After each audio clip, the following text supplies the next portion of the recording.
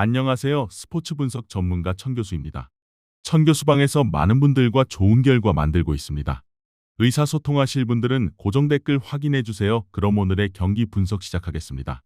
1월 7일 국내 경기와 아시안컵 7경기 분석 시작하겠습니다. 첫 번째로 창원 LG 대 서울 삼성 경기 알아보겠습니다. 먼저 창원 LG는 6위상 칼타마요, 아셈마레이를 축으로 외곽과 골밑의 균형을 잘 맞추는 팀이다. 또한 창원 LG는 타마여 한 명에게만 의존하지 않고 정인덕까지도 높은 3점 성공률을 바탕으로 공격에 힘을 보태고 있다. 스몰 라인업을 가동할 수 있는 타이밍이 올 때는 타마요와 정인덕이 동시에 코트에 나서 3점 슛 쌍포를 형성하고 짧은 시간에 연속 득점을 폭발시키는 장면을 자주 만들어낸다. 결국 창원 LG는 골밑에서 마레이가 버티고 외곽에 타마요와 정인덕이 동시에 서 있는 구조를 만들 수 있을 때 공격 프로세스 전체가 매끄럽게 흘러가는 팀이다. 이어서 서울 삼성은 이관희와 최현민, 케렘 칸터를 중심으로 외곽과 골밑에서 활로를 찾는 팀이다. 그러나 스페이싱이 좋은 빅맨을 상대로는 수비에서 넓은 공간을 커버해야 하는 상황에서 발이 다소 무거워 보이는 장면도 있고 리바운드 박스아웃이 흔들릴 때 세컨드 찬스 실점이 늘어나는 약점이 드러난다. 결국 서울 삼성은 외곽이 제대로 터질 때는 누구를 상대로도 주도권을 잡을 수 있지만 3점 효율이 떨어지는 날에는 골밑에서 리바운드와 세컨드 찬스 싸움을 이겨내지 못해 흐름이 한 번에 무너질 위험을 안고 있다. 마레이가 버티는 골밑과 타마요 정인덕의 3점 화력, 여기에 6이상의 에너지까지 더해지면 LG는 40분 내내 공격 리듬을 크게 잃지 않고 상대를 몰아붙일 수 있는 팀이다. 서울 삼성도 이관희와 최현민의 외곽이 초반부터 뜨겁게 터진다면 변수를 만들 수 있지만 원정 특유의 집중력 저하를 감안하면 후반 들어 리바운드 싸움과 수비 로테이션에서 한계를 드러낼 여지가 크다. 종합적으로는 골밑 파워, 리바운드, 외곽 쌍포, 홈 에너지를 모두 품은 창원 LG 승리할 것이다. 이번 경기 창원 LG 승을 추천합니다. 핸디 언오버 및 최종 조합은 고정 댓글 링크를 통해 가족방에서 확인해 주세요. 두 번째로 삼성화재 대 KB손해보험 경기 알아보겠습니다. 먼저 삼성화재는 전체적으로 세트 흐름 안에서 리시브 기복이 자주 드러나는 팀이다. 무엇보다 삼성화재는 리시브가 흔들릴 경우 세터 선택지가 급격히 줄어들고 아이 쪽으로 볼이 과집중되면서 패턴이 단조로워지는 문제가 반복된다. 이렇게 공격 루트가 한쪽으로 쏠리면 상대 블로킹은 타이밍을 쉽게 잃게 되고 세트 후반으로 갈수록 블로킹 실점과 범실이 동시에 늘어나는 흐름이 이어진다. 결국 삼성화재는 홈이라고 해도 리시브 안정과 중앙 속공 비중이 일정 수준 이상 확보되지 않으면 세트 후반의 주도권을 지키기 어려운 구조를 안고 있다. 이어서 KB손해보험은 초반 템포를 빠르게 가져가 상대 수비를 일찍 흔드는 팀이다. 세터는 경기 시작부터 과감하게 퀵오픈과 중앙 빠른 볼을 연속해서 활용하며 상대 블로커의 점프 타이밍과 시선을 동시에 분산시키는 운영을 선호한다. 이 초반 템포 싸움에서 우위를 잡게 되면 상대 블로킹은 점프 타이밍을 예측하기 어려워지고 승부처 타이밍에는 오히려 라이트에서 나오는 백어택이 더 쉽게 통과되는 구조를 만들어낸다. 결국 KB손해보험은 초반 세터의 퀵오픈과 중앙 속공으로 상대 블로킹 타이밍을 깨놓고 세트 중후반에는 비에나의 백어택과 나경복의 강타를 집중 배치해 승부처를 정리하는 템포, 파워 조합이 뚜렷한 팀이다. 삼성화재는 리시브가 흔들리는 순간부터 공격 루트가 한쪽으로 쏠리고 세트 후반으로 갈수록 범실과 블로킹 실점이 함께 늘어나는 패턴을 벗어나지 못하고 있다. 반면 KB손해보험은 초반 퀵오픈과 중앙 속공으로 흐름을 가져온 뒤 승부처에는 비에나와 나경복의 백어택, 강타를 집중적으로 배치해 세트를 정리하는 구조가 분명한 팀이다. 종합적으로 보면 리시브 안정과 템포 조절, 세트 후반 마무리 능력까지 KB손해보험이 주도권을 끝까지 틀어질 가능성이 높다. 이번 경기 KB손해보험 승을 추천합니다. 핸디 언오버 및 최종 조합은 고정 댓글 링크를 통해 가족방에서 확인해 주세요. 세 번째로 한국도로공사 대 현대건설 경기 알아보겠습니다. 먼저 한국도로공사는 리시브 라인이 안정적인 편이라 초반에 약간의 실점이 있더라도 세트 중반 이후부터 서서히 점수 차를 좁혀오는 흐름에 강점이 있는 팀이다. 한국도로공사는 세트 중반 이후 집중력이 강해진다. 세터들이 점수를 따라잡는 국면에서 일부러 템포를 낮추고 높게 띄운 볼을 에이스 타나차에게 몰아주면서 상대 블로킹을 한쪽으로 끌어당기는 운영을 선호한다. 이때의 볼 배합은 단순히 타나차에게만 주는 것이 아니라 타나차를 미끼로 세워놓고 모마와 강소희에게 사이드로 빠른 볼을 뿌리는 패턴까지 포함되어 있어 상대 수비의 예측 범위를 완전히 벗어나는 구성을 보여준다. 결국 한국도로공사는 리시브 안정성을 바탕으로 세터가 세트 중반 이후 템포를 조절하고 타나차, 모마, 강소희, 김세빈까지 내축이 균형 있게 돌아가는 구조로 브레이크 포인트 구간에서 득점을 몰아치는 팀이다. 이어서 현대건설은 기본적으로 서브와 높이를 앞세워 상대의 리시브 라인을 흔들어 놓고 그 틈에서 강타로 밀어붙이려는 스타일을 가진 팀이다. 다만 현대건설은 리시브가 흐트러지는 세트에서는 세터 선택지가 급격히 줄어들면서 카리와 자스티스 쪽으로 높게 띄우는 단조로운 전개가 늘어나는 약점을 안고 있다. 이렇게 공격 패턴이 한쪽으로 쏠리는 구간이 길어질수록 블로킹 타깃이 명확해지고 세트 후반에 실책과 막히는 공격이 연달아 나오면서 흐름을 상대에게 넘겨주는 장면이 자주 발생한다. 그래서 현대건설은 초반 서브 공세가 잘 먹히면 상대를 몰아붙일 수 있지만 세트가 길어지고 랠리가 길어질수록 리시브와 수비 라인 간격이 벌어지며 후반 승부에서 약점이 드러나는 패턴을 보여준다. 한국도로공사는 세트 중반 이후 세터가 템포를 조절하고 타나차에게 볼을 몰아준 뒤 모마, 강소희, 김세빈까지 다양하게 활용하면서 상대 블로킹과 수비를 끝까지 흔들 준비가 되어 있다.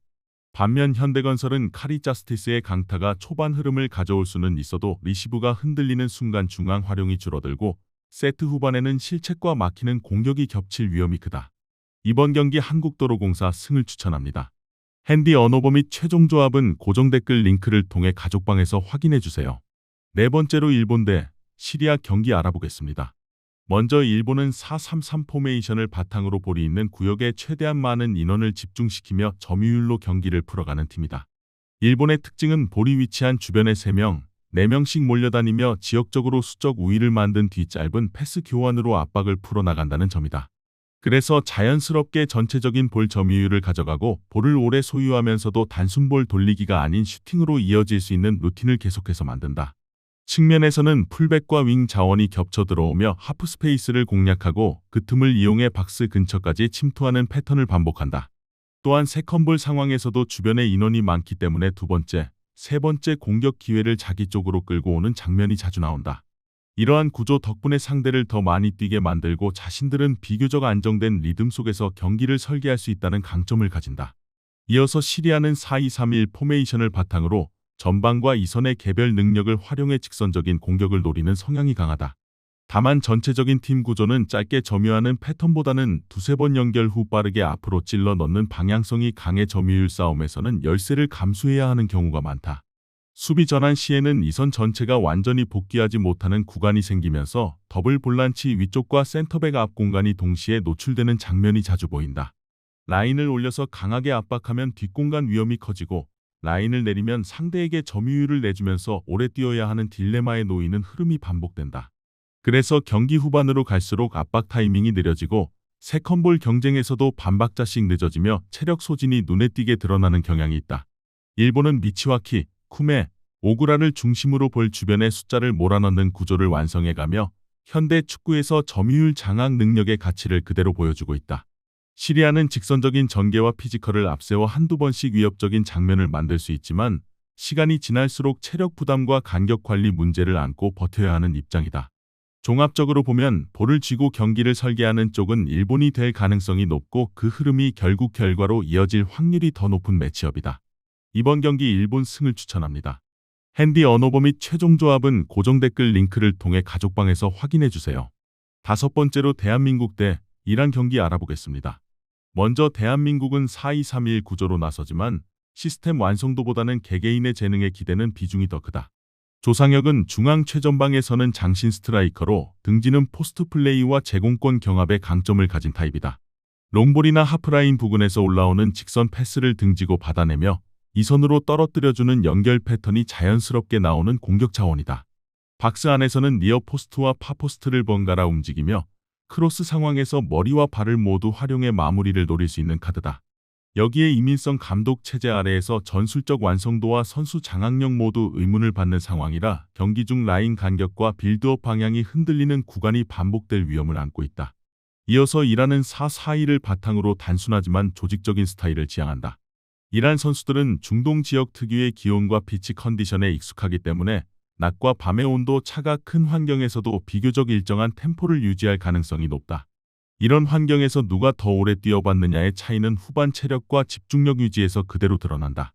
전술적으로는 두 줄 수비를 촘촘하게 형성한 뒤 사이드 미드필더와 두 명의 공격수를 활용해 단순하지만 직선적인 역습을 반복하는 그림이 예상된다.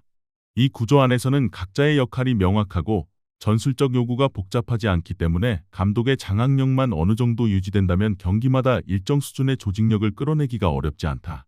극단적인 일교차와 낯선 환경, 그리고 전술 혼선까지 겹친 상황에서 대한민국이 이란을 상대로 경기 내내 주도권을 쥐고 흔드는 그림을 기대하기는 쉽지 않다. 반대로 이란은 익숙한 기후와 단순한 조직력을 기반으로 시간이 갈수록 수비 집중력과 압박 강도를 유지하며 상대 실수를 기다릴 수 있는 입장이다.